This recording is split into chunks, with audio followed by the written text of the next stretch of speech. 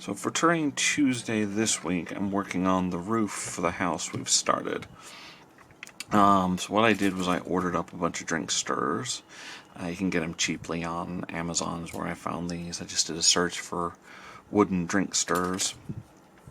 And then I'm cutting them down to size using a cheaper pair of snips that I have. Making sure to leave some gaps for a ruined roof. I've got, the first one I did is my sizer. So now all I do is I take this, trim off the rounded edges that I don't need,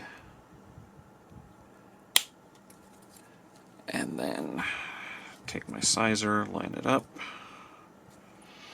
And this is why you want to always use the same one over and over again, because there's going to be some deviation, but you always want to go back to the same one.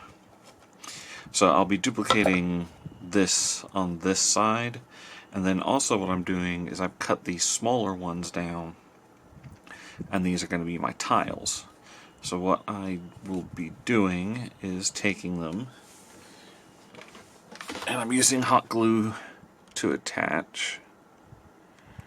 So just apply a little bit of hot glue, and then align the tile, and then I'll do this whole row, and then the next one I will just overlay on top, like so. And obviously I'll leave it loose around here. And once I get both sides done, I'll go ahead and use a filler primer, which is a little thicker primer, to finish this up and apply some paints. So I'm going to get to this. This is going to be a pretty short video this week for Terrain Tuesday, simply because this is very fiddly and it's just going to take a lot of time. As with everything, it either takes time or money. Okay, so as you can see, I finished tiling up the one side. It does take quite a bit of time, but as you can see, I think the effect looks really nice.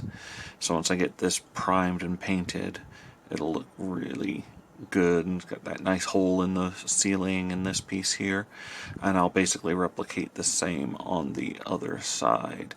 But it is definitely time consuming, but I think it produces a very solid looking and cool roof space. So I'm going to finish the other side and spray it, and then we'll start slapping some other paint on it. Alright, as you can see, I've finished up the other side. Went a little lighter to kind of show the underpinning. So you have the two different versions. Made sure to parallel the open top here. I've also gone ahead and airbrushed gray for the tiles, and then I took the contrast Gorgruntifer and ran it through the airbrush as well. So we've got the basic paint, and I just kind of used the leftover in the airbrush and sprayed some patches. So now I've gone ahead and taken my cheap craft paint, black, mixed it with some water, and we're just going to apply some wash, and then this piece will be done. I went with black instead of brown because we've got a lot of brown already, and I want the black to kind of highlight the tiles more than anything. Since I've already sprayed a bit of brown onto the tiles, that'll work for any dirt accumulation, etc. So a brown wash really would be a little redundant at this point. I'll still be doing a brown wash on the rest of the building, because the colors there do need to be muted with the brown, but black will do well for these tiles and the roof itself. So we're just liberally applying this, keeping an eye on it to make sure that the density of pigment is where I want it. Definitely trying to make sure to get it into some of these gaps where there isn't much pigment already.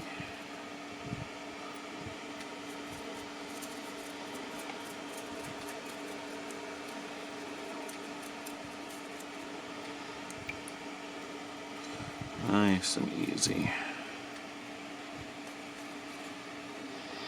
Because again, this is wood, unsealed, You may have to apply a bit more paint than you're used to, just to make sure it absorbs where you want it.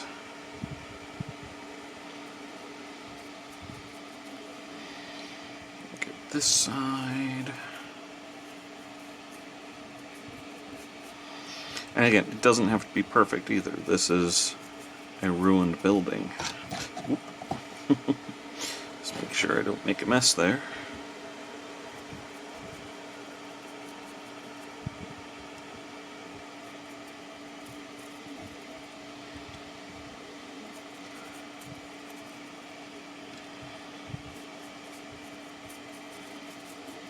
There we go.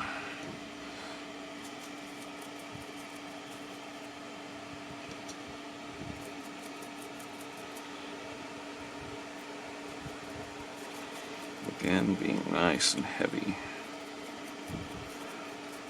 because this wood is just going to soak up a lot of it. While this video is fairly quick, this is not a quick process. Trimming all of these, it's definitely made me rethink doing 2 of them. But I am pleased with the results. Now for the underside, we're just going to real quick apply it some.